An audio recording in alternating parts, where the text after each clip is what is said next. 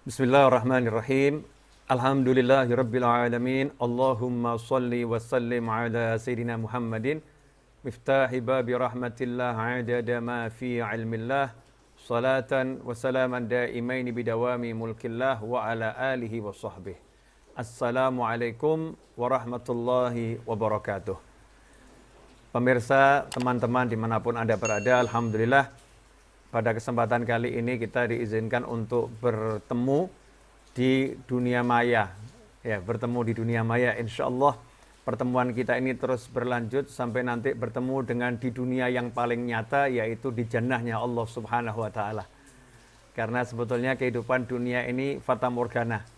Ya, kehidupan dunia ini adalah banyak tipu daya fata morgana. Yang nyata itu hanya nanti di surganya Allah Subhanahu wa Ta'ala. Mudah-mudahan setelah panjang umur fi taatillah shihah wal afiyah, diberi segala kemudahan dalam taah, kita nanti masuk surganya Allah Subhanahu wa Ta'ala.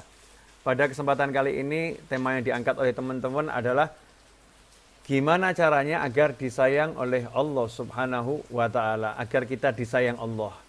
Sederhana, sebetulnya kalau kita buka Al-Quran, ayat yang pertama kali dan ayat itu kita baca tiap hari di dalam sholat, dan dianjurkan kita untuk mengamalkan ayat tersebut setiap kali melakukan perbuatan yang baik, perbuatan yang kita dianjurkan oleh Allah Subhanahu wa Ta'ala, yaitu basmalah, bismillahirrahmanirrahim.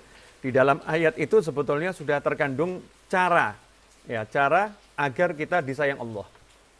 Udah lengkap, yaitu memulai segala sesuatu dengan nama Allah Ar-Rahman Ar-Rahim.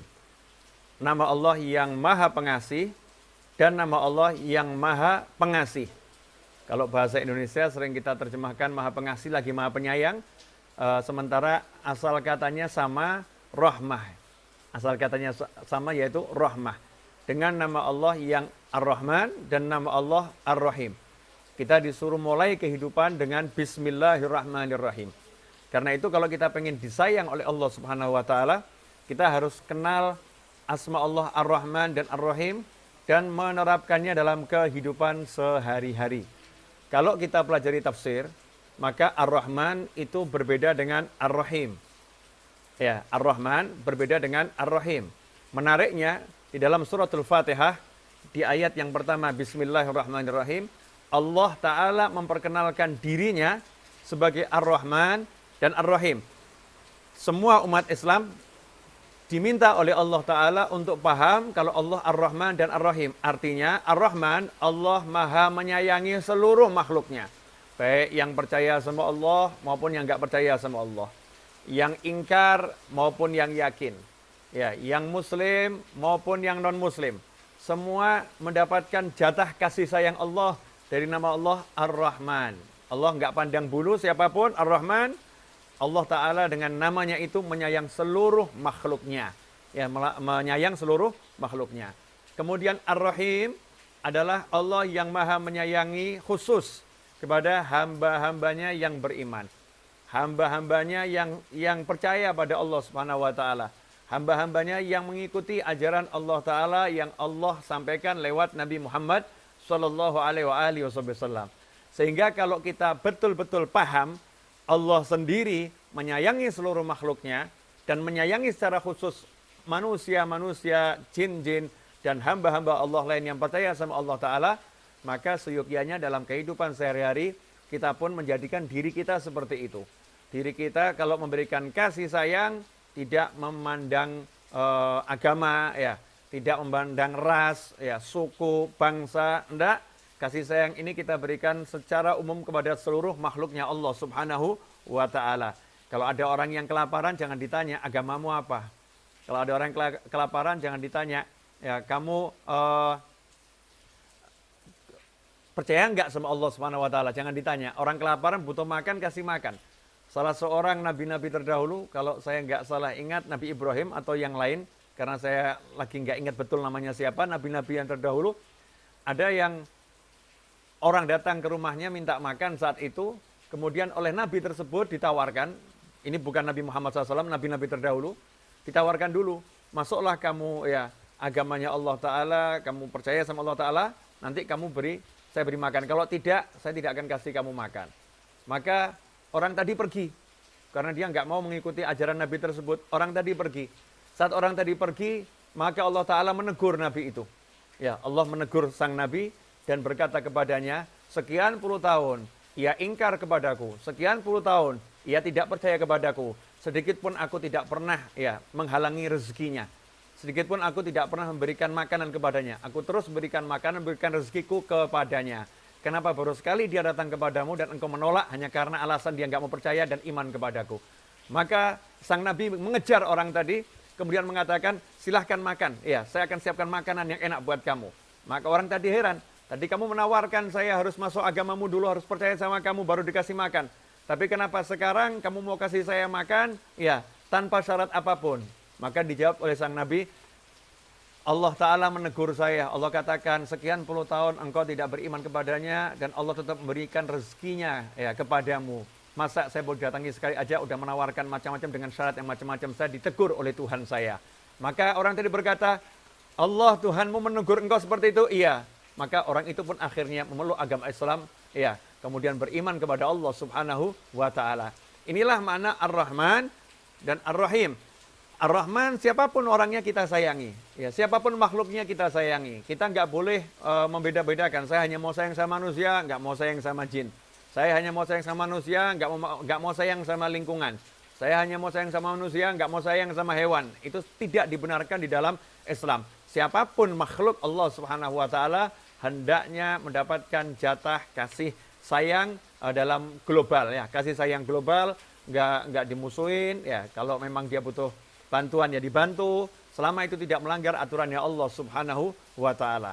Nah, kalau ini kita terapkan dalam kehidupan sehari-hari, kita sebagai muslim menyayangi semuanya, otomatis kita mendapatkan sayangnya Allah Subhanahu wa Ta'ala. Disabdakan oleh Nabi Muhammad sallallahu alaihi wasallam, Rasulullah bersabda, "Man la yarham la yurham." Siapa yang tidak menyayangi tidak akan disayangi. Siapa enggak menyayangi tidak akan disayangi. Makanya di bulan suci Ramadan, orang yang tidak punya rasa kasih sayang, yang punya rasa kebencian kepada muslim yang lain, punya rasa kebencian pada muslim yang lain, oleh Allah Ta'ala tidak diterima. Ya, ibadahnya enggak diterima. Tidak dapat Lailatul Qadar, diblokir pahalanya. Karena hatinya masih punya kebencian kepada muslim yang lain. Karena itu udah menjadi syarat mutlak untuk mendapatkan rahmah. Yang mana rahmat itu syarat untuk masuk surganya Allah Subhanahu wa Ta'ala. Tiada seorang pun masuk surga dengan amalnya, semua masuk surga dengan rahmatnya Allah Subhanahu wa Ta'ala.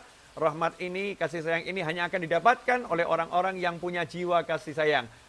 Qala Rasulullah SAW, Ar-Rahimuna yarhamuhumur Rahman. Atau kama qala SAW. Rasulullah SAW bersabda, Ar-Rahimuna, orang-orang yang menyayangi, mereka itu disayangi oleh Allah yang maha penyayang. Oleh karena itu, ikhwani rahimakumullah, mari kita saling menyayangi satu dengan yang lain. Ya, saling menyayangi, saling mengasihi. Terapkan dalam kehidupan sehari, apalagi di masa yang seperti ini. Kita harus lebih punya empati ya kepada sesama kita, punya empati. Kita doakan yang sakit agar segera diangkat penyakitnya, diberi kesembuhan oleh Allah Subhanahu wa Ta'ala. Karena itu kalau kita lihat amalan Islam ini yang berhubungan dengan makhluk lain, pahalanya sangat besar. Contoh, amalan yang sederhana ya. Sebenarnya kalau dihitung-hitung nggak masuk akal. Dihitung-hitung ya, nggak masuk akal. Ada orang puasa 1 hari. Dari pagi, dari mulai subuh sampai maghrib. Kemudian kita datang ketemu sama orang tersebut. Saat orang itu mau berbuka, kita kasih dia minum teh panas. Kita kasih minum teh panas yang manis. Orang itu suka. Seteguk itu masuk membatalkan puasanya di kala maghrib. Maka pahala puasa orang tadi, dia dapat dan Allah berikan pahala yang sama untuk orang yang memberikan minum. Dengan memberikan minum saja, kenapa sama Allah Ta'ala dikasih pahala puasa 1 hari penuh diberikan kepada orang yang mau ngasih minum atau ngasih makan untuk menjadi pembatal santap berbuka seseorang?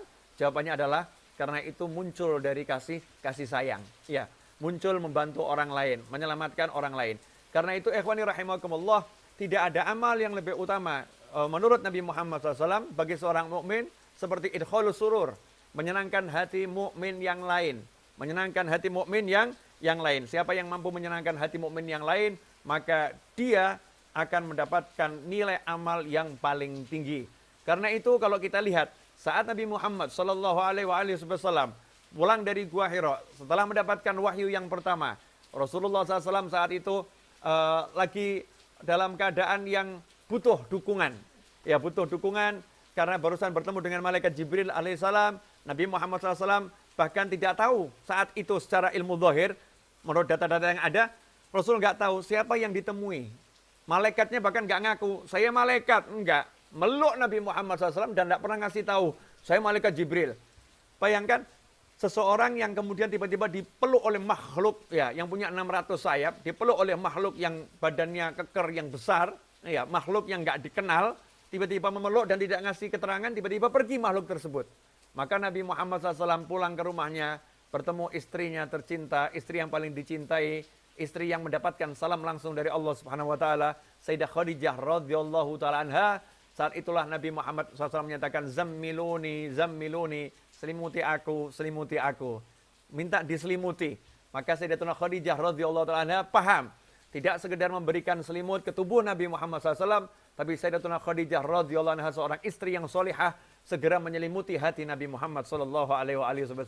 Menyelimuti dengan kata-kata yang indah, dengan kalimat-kalimat yang penuh cinta, dengan kalimat-kalimat yang lembut. Sayyidatuna Khadijah mengatakan, jangan khawatir, Tuhanmu Allah Ta'ala tidak akan pernah mencelakakanmu selama-lamanya. Tidak akan merendahkanmu selama-lamanya. Karena engkau adalah orang yang suka memberi makan orang yang kelaparan. Kamu adalah orang yang suka memberi pakaian mereka yang tidak punya pakaian. Engkau adalah orang yang suka menyambung hubungan dengan orang-orang yang memutuskan tali silaturahim. Engkau adalah orang yang menyayangi orang lain, makhluk Allah yang lain. Semua yang disebutkan adalah sifat-sifat kemanusiaan. Ya, sifat-sifat kemanusiaan, sosial.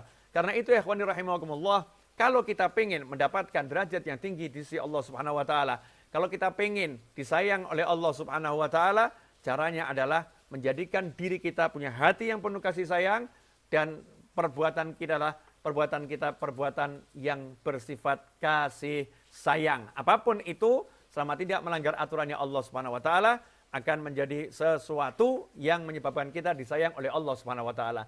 Karena itu kalau kita habis subuh, misalnya kita membaca doa astaghfirullah lil mu'minin wal mu'minat 27 kali setelah sholat subuh, astaghfirullah lil mu'minin wal mu'minat 27 kali, memintakan ampun mukminin wal mukminat yang telah meninggal dunia, yang masih hidup maupun yang akan datang, astaghfirullah lil mu'minin wal mu'minat 27 kali, maka kita diberi ampunan oleh Allah Ta'ala sebanyak jumlah mukminin mukminat yang ada di jagat raya. Kenapa seperti itu? Karena doa ini muncul karena kita menyayangi mukmin yang lain, ya, karena kita menyayangi muslim yang lain. Ikhwani rahimakumullah. Karena itu semua perbuatan yang bertentangan dengan kasih sayang diganjar, dihukum oleh Allah Ta'ala, dibalas oleh Allah Ta'ala dengan murkanya Allah Subhanahu Wa Ta'ala. Contoh, membuka aib. Orang yang suka membuka aib orang lain. Apa sabda Nabi Muhammad SAW? Siapa yang suka membongkar aib orang, maka aibnya akan dibongkar oleh Allah Subhanahu Wa Ta'ala di dunia dan di akhirat. Na'udzubillah min dzalik. Karena membongkar aib ini perbuatan yang tidak punya kasih sayang. Ya, bukan muncul dari jiwa kasih sayang. Karena itu hukumannya berat. Semua perbuatan kepada makhluk Allah yang lain yang tidak dilandasi kasih sayang, maka hukumannya dari Allah Ta'ala berat. Ya, hukumannya dari Allah Ta'ala bahkan seringkali langsung. Ya, hukumannya langsung. Karena itu, ikhwani rahimakumullah, perhatikan dalam kehidupan ini, selama ini kita berbuat berandaskan Ar-Rahman Ar-Rahim, atau kita berbuat tidak pakai Bismillahirrahmanirrahim. Ya, kita berbuat dengan ego kita, ya, berbuat dengan nafsu kita, ya, berbuat dengan amarah kita, tidak dilandasi dengan Bismillahirrahmanirrahim. Kalau kita lihat Islam, sampai-sampai urusan melakukan sesuatu yang halal, menyembelih hewan kurban, ya, ini sesuatu yang disunahkan, menyembelih hewan kurban. Itu pun harus dilakukan dengan cara yang penuh kasih sayang. Tidak boleh menyembelih hewan itu di hadapan hewan-hewan yang lain. Nggak boleh. Karena Allah mengajarkan jangan biarkan hewan-hewan itu melihat temannya lagi disembelih. Sampai sejauh itu Islam mengajarkan. Sedetil itu Nabi Muhammad SAW mensyariatkan. Bahkan pisau yang digunakan untuk menyembelih hendaknya diasah setajam mungkin. Sehingga hewan sembelihan tadi tidak merasakan, ya, proses itu lama. Cepat prosesnya, tidak terasa. Kemudian juga ketika menyembelih hewan sembelihan tadi pun tidak disunahkan mengucapkan Bismillahirrahmanirrahim. Tetapi disunahkan mengucapkan Bismillah dengan nama Allah tanpa menyebutkan Ar-Rahman dan Ar-Rahim. Karena perbuatan yang sedang dilakukan adalah perbuatan mengambil nyawa binatang meskipun disyariatkan oleh Allah Subhanahu Wa Ta'ala. Bahkan dalam ajaran Nabi Muhammad Sallallahu Alaihi Wasallam kita lihat Rasulullah SAW melarang sahabat umatnya yang duduk di atas kendaraan hewan tunggangan, duduk di atas hewan tunggangan, kemudian tidak melakukan perjalanan, hewannya parkir, orangnya duduk di atas ngobrol. Nabi Muhammad SAW melarang perbuatan tersebut, jangan jadikan hewan tungganganmu seperti kursi yang kamu dudukin. Kalau memang tidak melakukan perjalanan, posisinya diam berhenti, turun dari kendaraan, tambatkan hewanmu, silahkan lanjutkan percakapan. Sedetil itu yang diajarkan oleh Nabi Muhammad Sallallahu Alaihi Wasallam. Ikhwani rahimakumullah. Karena itu kalau kita simak kisah Nabi Musa alaihissalam, Nabi Musa alaihissalam ketika dalam keadaan kelaparan yang luar biasa, lari dari kejaran Firaun, ya sampai ke tempatnya Nabi Syu'aib, kemudian melihat dua wanita yang saat itu membutuhkan air untuk hewan ternaknya, tapi wanita tersebut tidak diberi kesempatan untuk mengambil air, karena mata airnya ditutup dengan batu yang besar. Maka saat itu Nabi Musa yang kelaparan, nggak makan berhari-hari kecuali rerumputan dan dedaunan, Nabi Musa alaihissalam muncul kasih sayangnya, kemudian membantu dua wanita tersebut. Setelah itu wanita tersebut pergi pulang ke rumahnya. Nabi Musa di bawah pohon mengatakan, ya Allah, aku sangat butuh terhadap kebaikanmu, karena kelaparan tidak mendapatkan makanan. Nggak lama kemudian Nabi Musa alaihissalam diundang makan oleh Nabi Syu'aib, ayah dari dua wanita tersebut. Singkat cerita, akhirnya Nabi Musa alaihissalam mendapatkan mertua, karena salah satu dari wanita itu akhirnya dinikah oleh Nabi Muhammad SAW, dan mertuanya pun menjadi gurunya. Nabi Musa berguru kepada Nabi Syu'aib alaihissalam, dan setelah itu melakukan perjalanan bersama istrinya kembali ke Mesir setelah 8 tahun atau 10 tahun.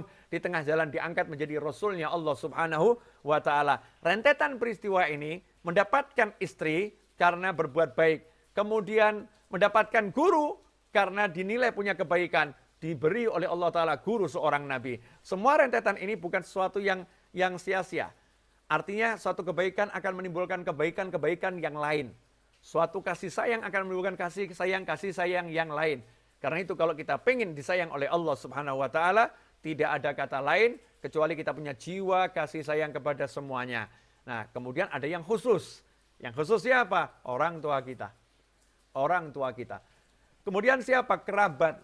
Kerabat. Karena itu orang yang nggak sayang sama orang tuanya, ibadahnya seperti apapun nggak diterima oleh Allah Subhanahu wa Ta'ala. Karena tergolong anak yang durhaka. Ridhullah fi ridhul walidain, wa sukhtullah fi sukhtil walidain. Ridho Allah bergantung ridho orang tua, murkanya Allah juga bergantung murkanya orang tua. Kemudian yang kedua, kerabat. Maka siapa yang memutuskan tali silaturahim, Allah pun tidak menerima ibadah puasanya, pahalanya diblokir oleh Allah Subhanahu wa Ta'ala. Ya Allah pun memutuskan hubungan dengannya. Siapa memutuskan tali silaturahim, Allah putuskan hubungan dengannya. Ini semua menunjukkan bahwasanya menyambung hubungan dengan kerabat terdekat adalah cara untuk mendapatkan kasih sayangnya Allah Subhanahu wa Ta'ala, dan sebaliknya memutuskan hubungan dengan kerabat terdekat, bahkan naudzubillah min dzalik, kalau sampai melukai hati orang tua, membuat marah orang tua, maka Allah pun akan murka kepada manusia tersebut. Ikhwani rahimakumullah, kendati sekitar 25 menit saya berbicara, mudah-mudahan yang 25 menit ini berkah dan manfaat.